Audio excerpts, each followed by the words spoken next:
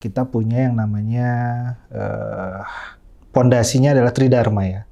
Tridharma perguruan tinggi negeri atau perguruan tinggi swasta ya, tetap Tridharma gitu ya. Tidak hanya masalah pendidikan, pengajaran gitu ya, tetapi juga ada masalah penelitian, ada pengabdian kepada masyarakat. Di kami sebetulnya hal tersebut sudah dilakukan untuk surveillance kegiatan mahasiswa. Di mana CCTV kami sudah kami pasang tarik ke mesin artificial intelligence gitu untuk memantau mahasiswa ini kegiatannya apa aja sih sehari-hari. Nah, yang perlu diyakinkan adalah bagaimana tadi kembali lagi ke aspek kualitas tadi. Gitu ya, aspek kualitas. Bagaimana kualitas kita menyampaikan materi. Gitu.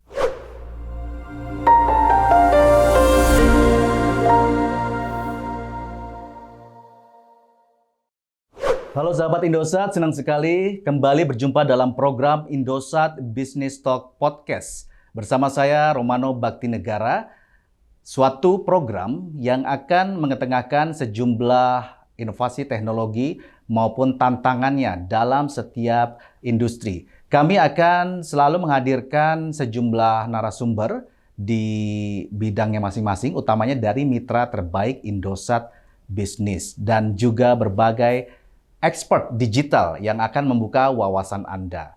Kali ini kami akan mengetengahkan tema dalam institusi pendidikan, di mana kita bisa melihat bagaimana teknologi, inovasi, maupun apapun yang ada di masa mendatang itu utamanya dapat mendukung institusi pendidikan untuk menciptakan generasi penerus bangsa yang lebih baik.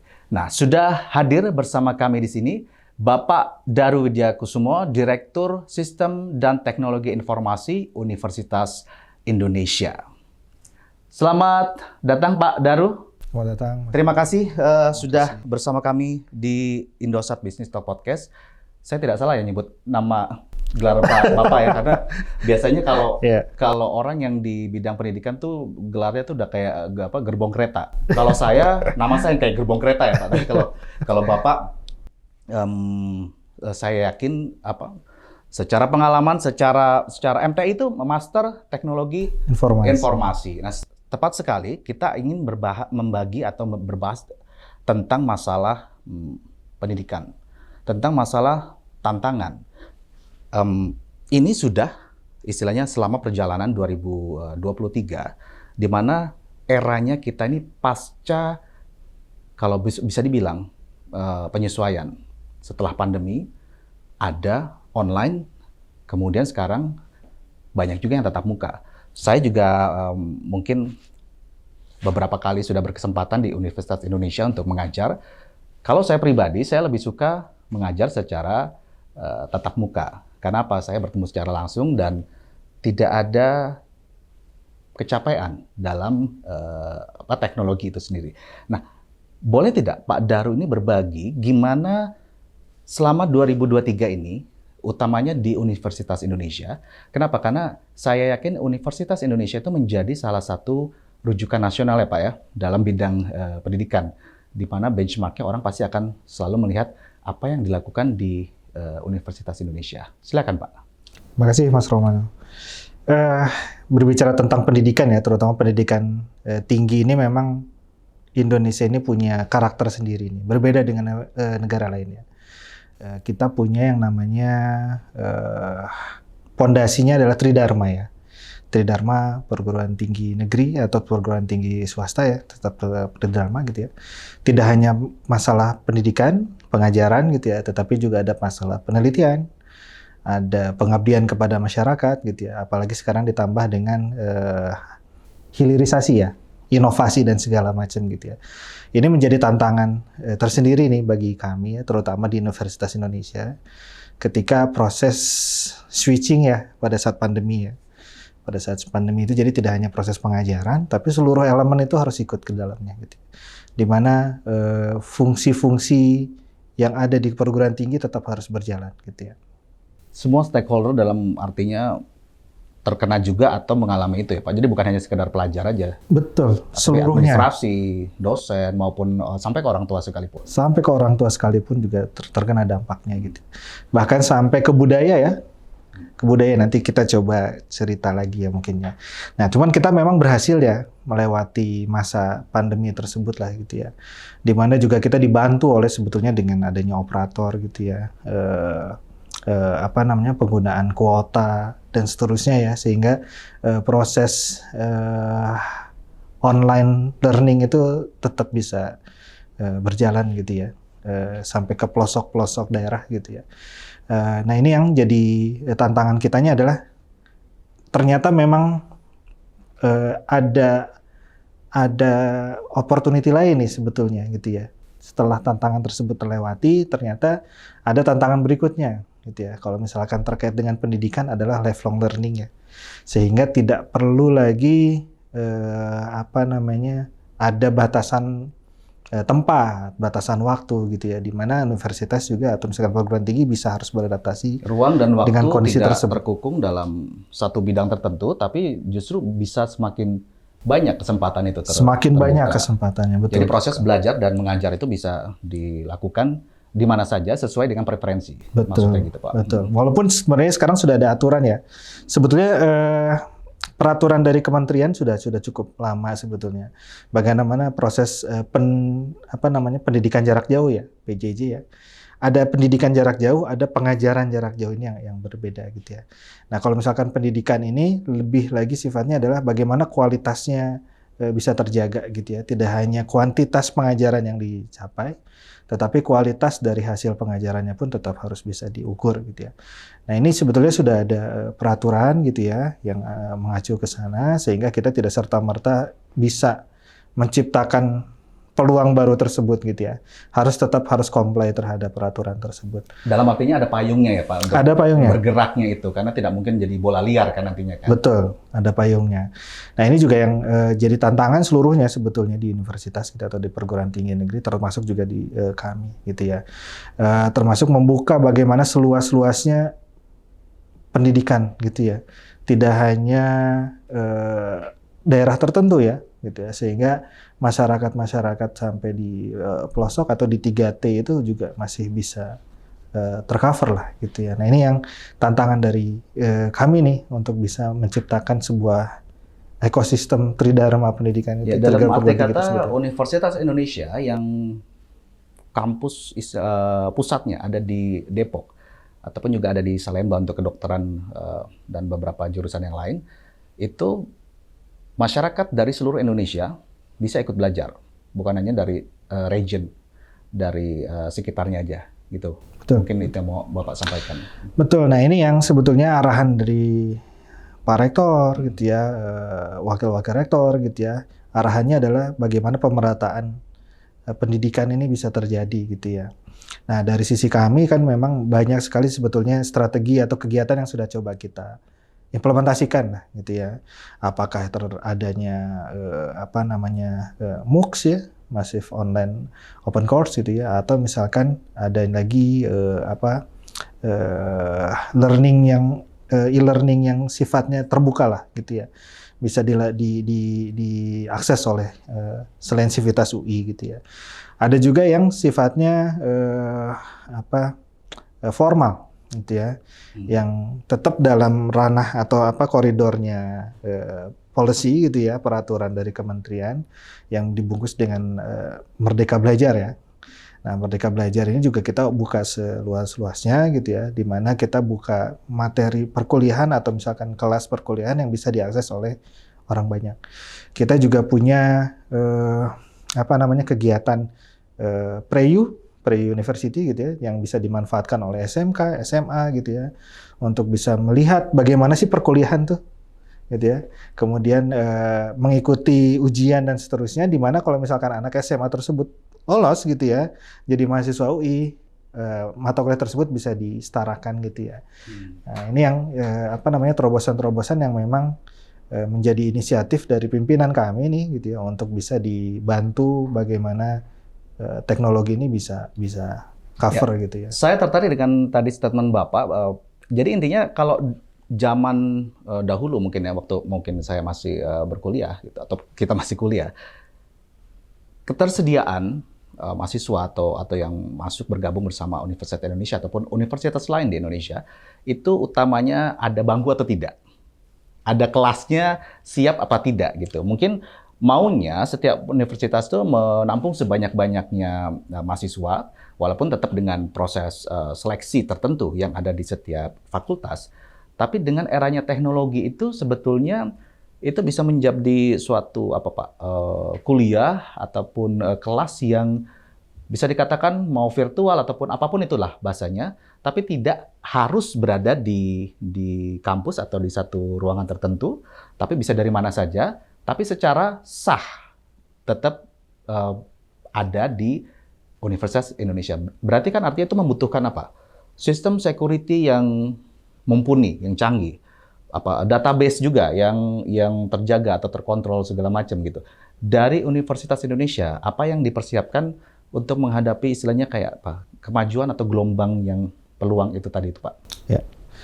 Nah, ini memang jadi tantangan nih seluruhnya lah sebetulnya. Sebetulnya tidak Universitas Indonesia saja. Karena memang perubahan generasi, perubahan zaman juga ya, memang menuntut kita ke arah sana ya, gitu ya. Dimana tidak ada lagi proses bisnis atau bisnis model yang konvensional yang bisa jalan 100% gitu ya. Ya kita lihat di bank gitu ya. Yeah. Kita lihat di provider-provider gitu ya juga melakukan perubahan ya. Edukasi pun juga, dunia pendidikan pun juga sepertinya harus sudah mulai berubah gitu ya dengan kondisi yang ada. Nah, memang tantangannya adalah kualitas ya. Bagaimana perubahan itu terjadi tapi kualitas tetap tidak ditinggalkan, gitu ya, tetap tidak ditinggalkan. Tidak hanya mengejar kuantitas saja, tapi ya kualitas juga tetap harus diperhatikan. Kualitas tetap harus diperhatikan, gitu ya. Bagaimana lulusan, gitu ya, memiliki kompetensi yang betul-betul dibuat ya, gitu ya, disusun ya. Nilai dapat dipertanggungjawabkan. Nah, itu yang sedang memang kita godok nih, gitu ya, dengan adanya hybrid atau dengan adanya full online gitu ya. Ini kita sedang menggodok bagaimana kualitas tersebut agar bisa tetap terjaga gitu ya.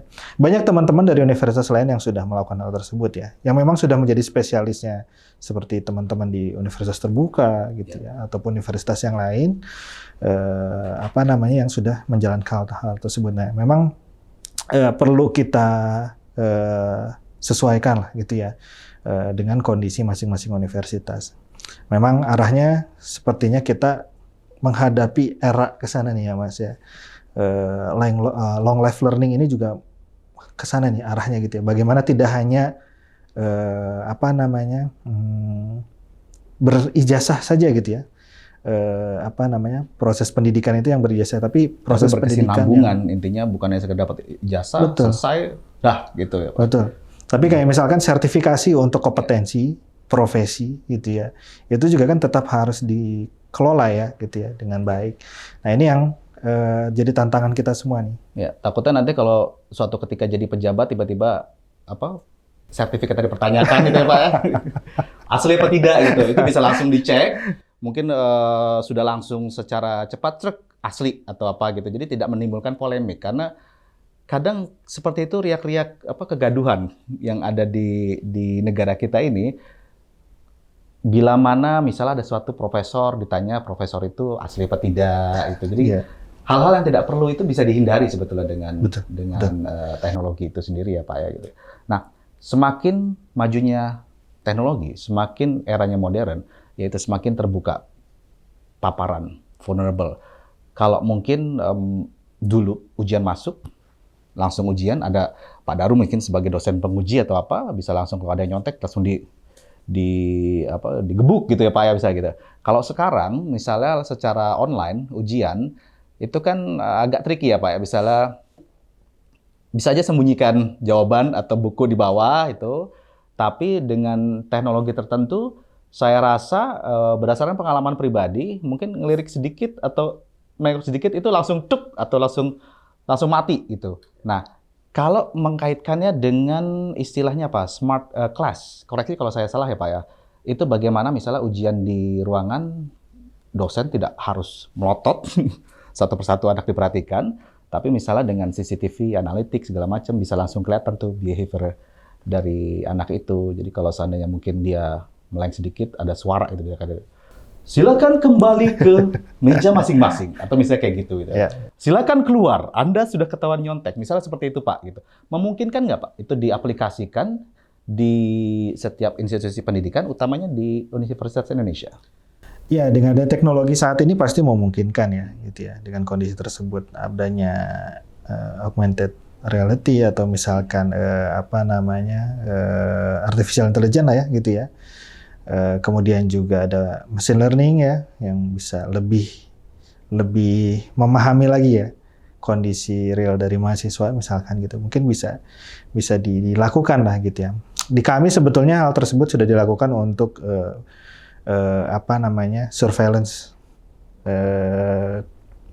kegiatan mahasiswa, di mana CCTV kami sudah kami pasang tarik ke mesin artificial intelligence gitu untuk memantau mahasiswa ini kegiatannya apa aja sih sehari-hari. Nah, gitu ya. Kemudian nanti kami coba analisis dengan kegiatan akademiknya gitu ya. Tapi terkait tadi masalah ujian gitu ya, ini kembali lagi sih sebetulnya ke dosen masing-masing ya gitu ya. Apakah memang akan menerapkan strict seperti tersebut gitu ya, atau memang akan open lah gitu ya, mempersilahkan gitu ya. Cuman memang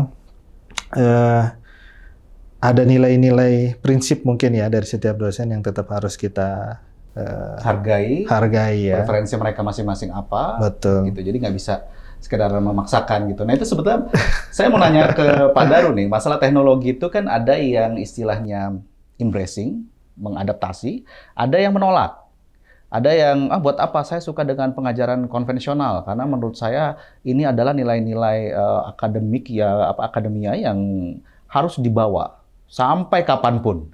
Ini adalah istilahnya value yang harus dipegang untuk kemajuan bangsa, untuk apapun itulah Pak bahasanya lah gitu. Nah, bagaimana Pak Daru menilai dari sejumlah stakeholder yang ada di Universitas Indonesia terhadap kemajuan teknologi itu sendiri?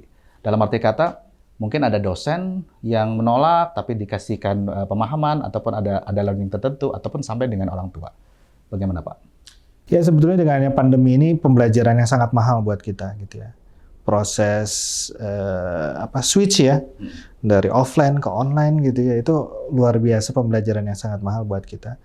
Sebetulnya proses pengajaran jarak jauh ini sudah dilakukan jauh-jauh hari sebelum pandemi gitu ya. Dari sisi kami juga ada beberapa kali kita join kelas gitu ya dengan universitas lain dan seterusnya. Memang ada yang menyambut dengan baik gitu ya, namun juga ada yang masih mempertanyakan gitu. Tapi dengan adanya pandemi memaksa semua orang gitu ya, mau tidak mau proses switching gitu ya. Secepat kilat gitu ya. Secepat kilat gitu ya. Secepat kilat dan berhasil gitu ya. Akhirnya kita bisa melewati lah gitu ya. Walaupun mungkin dengan ada beberapa catatan gitu ya. Kita tetap melewati hal tersebut. Nah, yang perlu diyakinkan adalah bagaimana tadi kembali lagi ke aspek kualitas tadi. Gitu ya, aspek kualitas. Bagaimana kualitas kita menyampaikan materi gitu ya. Bagaimana aspek dari mahasiswa bisa mengerti atau memahami, dituangkan dalam sebuah ujian misalkan gitu ya. Itu menjadi hal yang menarik nih. Karena ada studi nih di kami gitu ya. Di UI ini ketika offline nih saat ini ya. Ketika offline ujian kembali menjadi offline. Itu ada kecenderungan nilai kembali menjadi normal. Tadinya sudah cukup level luar tinggi, biasa tapi tinggi, tiba-tiba langsung terkoreksi. Gitu, terkoreksi menjadi normal kembali. Ada yang ya di bawah normal gitu, yang standar lagi lah, kembali menjadi standar lagi lah. Nah ini menariknya adalah apakah benar-benar kualitas dari online ini yang kurang atau harus diperbaiki lagi, bisa terjaga gitu ya. Nah itu yang jadi diskusi hal yang menarik lah bagi kami. Tapi dari dengan pemanfaatan teknologi, dari hal yang learning kemarin itu sebenarnya kita juga sudah menganalisis bagaimana kegiatan atau misalkan aktivitas dari mahasiswa tersebut gitu ya dalam memahami materi-materi perkuliahan segala macam. Memang agak berbeda ya dengan offline. Nah ini yang sedang coba kita dalami gitu ya. Kemudian juga nanti mungkin akan berdampak terhadap kebijakan mungkin. Tapi beberapa fakultas juga mendukung proses hybrid gitu ya. Di Universitas Indonesia beberapa fakultas mendukung proses hybrid. Dari sekian belas pertemuan misalkan tatap muka tetap mewajibkan dosennya beberapa kali pertemuan untuk proses hybrid ya. Jadi jangan sampai dihilangkan atau dilupakan karena memang ini peluang yang lain gitu ya di dunia pendidikan ini. Pembelajarannya sudah cukup mahal, jangan sampai dengan era yang dalam 1 tahun ini terus akhirnya langsung udah tidak usah kita tinggalkan gitu. Bukan berarti kita mengharapkan di masa mendatang ada pandemi lagi ya Pak. Semoga tidak. Cuman masa depan tidak bisa diprediksi ataupun kadang ada hal-hal yang kita tidak tahu. Tapi dengan teknologi itu kesempatan sebetulnya semakin terbuka lebar. Gitu. Di Indosat Ooredoo Hutchison ada Indosat MX Center, di mana kita menunjukkan ke sejumlah industri yang menjadi mitra kami, mitra terbaik kita juga salah satunya Universitas Indonesia. Berbagai teknologi itu yang bisa dipakai, diadaptasi. Salah satunya nih saya jadi tertarik soalnya dengan Pak Daru tadi cerita tentang masalah CCTV, kita sebenarnya ada Pak. Itu dengan IDA, Indosat Digital Analytics. Itu dari sisi yang biasa untuk dilakukan di industri lain, seperti misalnya mining, seperti misalnya FMCG segala macam. Dia bisa membaca orang ini happy apa tidak. Jadi kalau diskusi sebelumnya kita dengan bank, dengan financial institution, customer walk in itu kebaca. Dia happy atau dia marah-marah. Jadi intinya si tellernya itu udah bisa siap-siap. Ataupun dia misalnya kalau kadang suka bajunya biasa, nggak tahu dia pelanggan prioritas, let's say seperti itu. Nah, mungkin ke depannya bisa itu Pak ya, dalam bayangan saya di universitas itu, either mahasiswa-mahasiswanya happy atau tidak dengan setelah ujian atau secara aktivitas itu. Memungkinkan tidak Pak? Itu dilakukan, karena saya juga sebelumnya sempat membaca Universitas Indonesia, istilah embracing AI segala macam itu diterapkan di kampusnya. Gitu. Memungkinkan sebetulnya ya, itu yang sedang kita coba lakukan nih.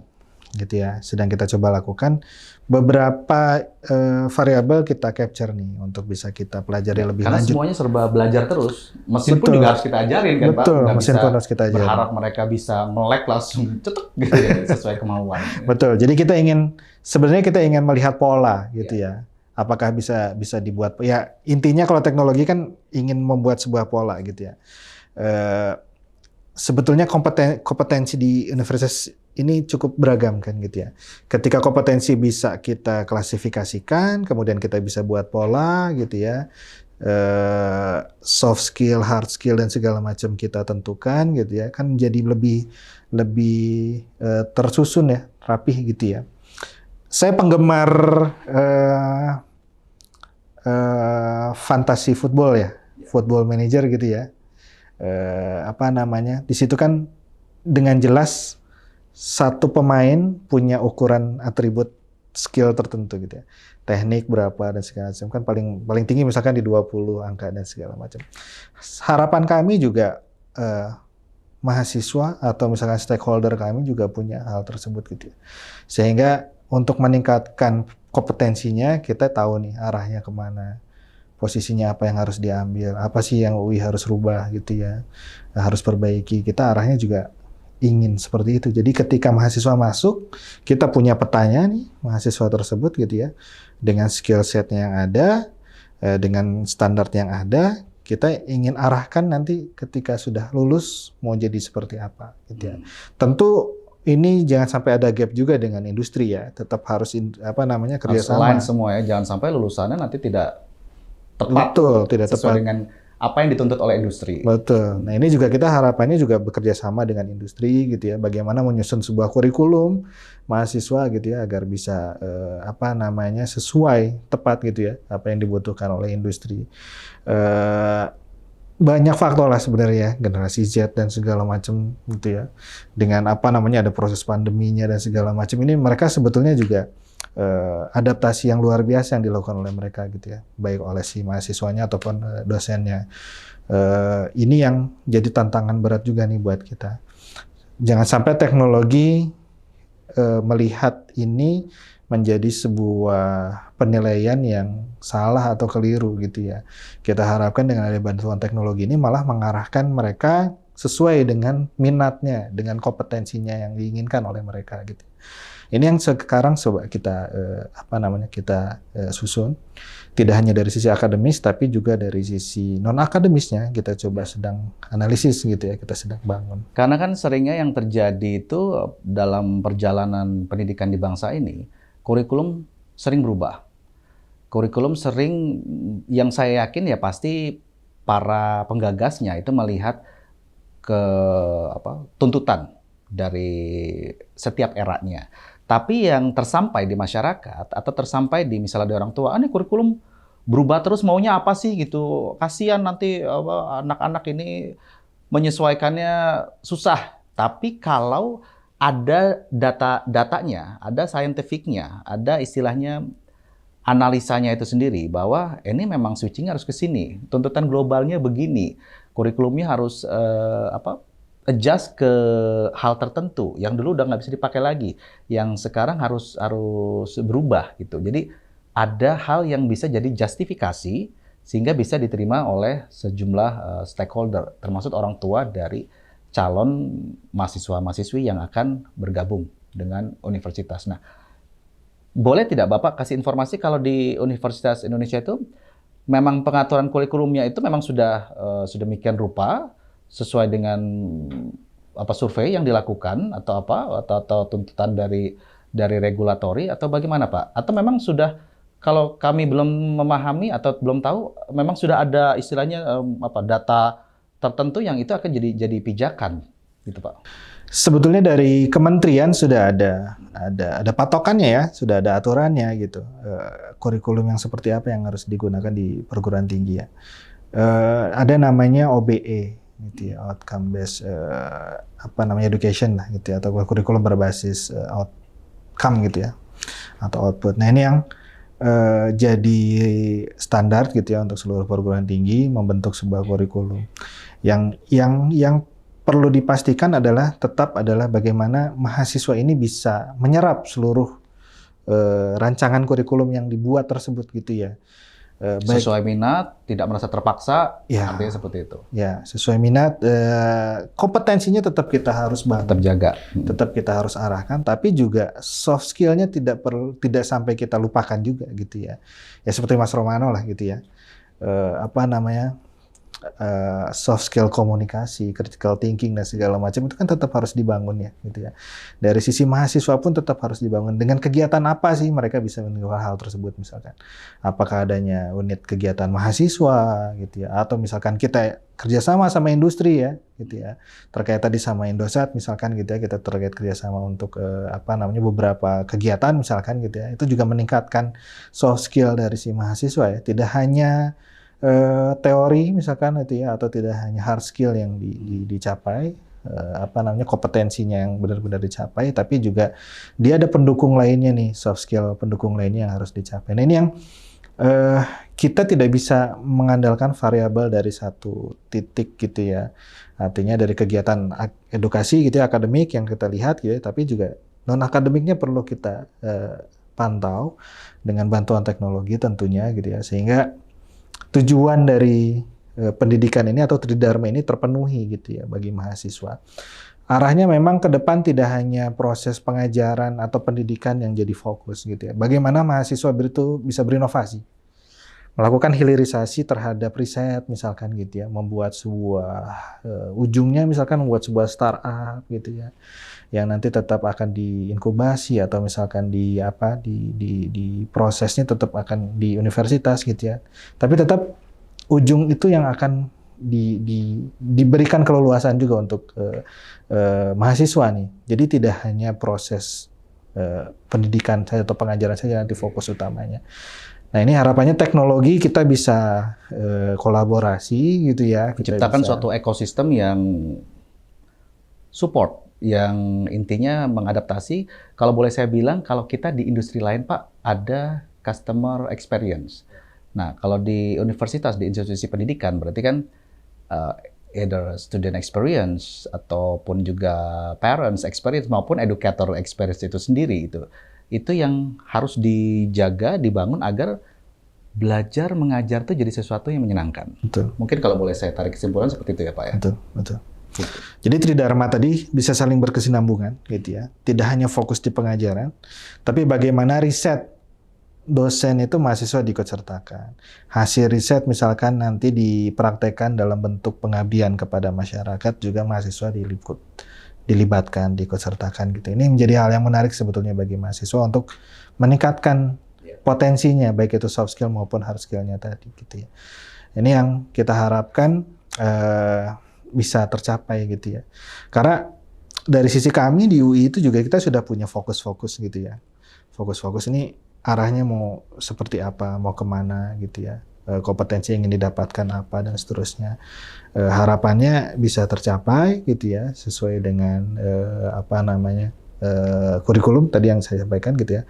Apakah nanti kurikulum tersebut dibuat berdasarkan diskusi dengan stakeholders gitu ya, dengan industri, dengan asosiasi, dengan kolegium dan seterusnya gitu ya, sehingga memang arahnya nanti ketika dia sudah lulus itu benar-benar sesuai, kompatibel ya, dengan apa yang dibutuhkan. Tidak memaksakan ini yang saya punya, ilmu saya terima atau tidak gitu ya Pak ya. Jadi intinya ya memang harus dibuat kompatibel, karena bagaimanapun mereka akan dan harus berkarya di masyarakat. Bukan membuat suatu paham tertentu. Mungkin ada yang seperti itu, tapi kan idealnya mahasiswa itu atau pelajar itu begitu terjun ke masyarakat, mereka harus memahami dulu di mana bumi dipijak, di situ langit ditunjukkan seperti itu ya Pak. Betul, ya? betul. Gitu. Jadi intinya end-to-end experience semua dibangun, termasuk salah satunya mungkin yang sudah kita provide dari Indosat Business itu dedicated internet access itu sendiri. Jadi belajar di kampus dengan kecepatan yang stabil, dengan kecepatan yang bisa diandalkan. Dalam artinya seperti itu ya Pak. Betul, ya? Betul. Nah, termasuk juga dengan kebutuhan dari sisi edukator itu sendiri. Betul. Nah, memang kita juga sedang diskusi nih dengan Indosat gitu ya untuk membuat sebuah terobosan nih di kami di Universitas Indonesia gitu ya, agar tidak lagi terhalang dengan kondisi perangkat keras gitu ya untuk mendapatkan akses internet gitu ya. Nah, kita lagi coba diskusi bagaimana memanfaatkan apa yang bisa di-provide oleh Indosat ke kami gitu ya. Kita sedang susun yang namanya private 5G ya gitu ya di kami. Tidak hanya untuk proses pengajaran gitu ya, tapi bagaimana penerapan atau mendukung proses penelitian gitu ya, sehingga bisa diterapkan. Itu juga menjadi hal yang sangat krusial di kami gitu ya. Misalkan dengan banyaknya penelitian tentang IoT, dengan autonomous vehicle misalkan gitu ya, dengan adanya private 5G diharapkan bisa lebih masif, lebih berkembang, termasuk juga dengan AI yang sudah coba nanti dibuat. Tentunya juga dengan pasti akan membawa teman-teman dari sosial humaniora ya, untuk bisa teknologi ini jangan sampai kayak makhluk mati ya Pak. Jangan sampai makhluk mati. Kayak nggak tahu kanan kirinya apa, nggak tahu temannya siapa. Betul. Gitu. Jadi akhirnya orang capek kadang-kadang. Tetap harus ada nilai-nilai sosial gitu ya, nilai-nilai budaya yang ada di dalamnya gitu ya, sehingga bisa termanfaatkan lebih banyak lagi. Nah ini yang kita harapkan, kolaborasi lebih jauh dengan Indosat gitu ya. Tapi dalam arti kata IoT itu sendiri memungkinkan untuk masuk ke institusi pendidikan, sangat memungkinkan di UI itu sendiri ya. Sangat memungkinkan. Kami sangat terbuka, sangat open gitu ya, bagaimana pemanfaatan IoT gitu ya di kami, terutama mungkin dengan bantuan Indosat mungkin ada sumber daya IoT yang mungkin tidak terlalu boros gitu ya, misalkan penggunaan baterai dan seterusnya ya, dengan adanya narrowband di Indosat misalkan gitu ya, bisa membantu kami untuk pemanfaatannya itu lebih efektif lah gitu ya. Nah kita harapkan ini ke depannya bisa jadi kolaborasi yang sangat baik nih. Ya intinya kembali lagi kita bisa hebat kalau kita berkolaborasi. Setuju. kita tidak bisa berdiri sendiri, lebih baik kita fokus ke bidang kita masing-masing, gitu ya Pak. Jadi intinya kayak apa yang bisa kami provide atau kita support ke UI dari Indosat Bisnis, either kita kan ada juga yang sering kita pakai di smart manufacturing, smart building, segala macam yang mengatur segala sesuatu itu sesuai dengan tujuan. Kalau misalnya tujuan ke depannya itu let's say eco-friendly kampus atau university, tapi bukan hanya sekedar jargon semata, tapi dibuktikan dalam arti kata penggunaan air, penggunaan lampu, sampai penggunaan AC yang harus tepat dengan penggunaan energi itu sendiri, gitu ya Pak ya. Baik Pak Daru, kayaknya kita balik lagi harus bikin series ya Pak ya. Saya senang sekali, mungkin Bapak harus lebih sering ke sini bertatap muka, kita diskusi lagi karena saya yakin yang namanya teknologi digital itu tidak terputus dalam satu masa tertentu. Selalu ada yang baru. Mungkin setelah kita diskusi ini ada lagi ya Pak ya, ada yang apalagi nih teknologi AI segala macam gitu. Tapi jangan sampai kita manusia tersalip ya Pak, tersusul dari kemajuan teknologi sendiri. Setuju. Pak, terima kasih Pak Daru. Terima kasih. Bergabung dengan Indosat Business Talk Podcast. Sampai ketemu lagi, kita akan bahas lagi tentang solusi bisnis yang lain. Terima kasih, Mas Rona. Sahabat Indosat, demikian tadi dialog kami bersama Daru Widyakusumo tentang bagaimana pengaplikasian teknologi digital utamanya dalam sisi institusi pendidikan. Kembali lagi, dengan kolaborasi, kita bisa membuka semua peluang. Kita bisa menciptakan masa depan yang jauh lebih baik, karena utamanya adalah di sisi pendidikan, itu bagaimana kita menciptakan generasi penerus bangsa yang lebih baik daripada kita sendiri. Karena bukan hanya kita yang harus menjadi hebat, tapi justru generasi penerus yang menjadi hebat terus-menerus berkesinambungan. Saya Romano Baktinegara, senang sekali dapat menemani Anda. Kembali lagi kita akan berjumpa dalam program dan kesempatan lainnya. Sampai jumpa.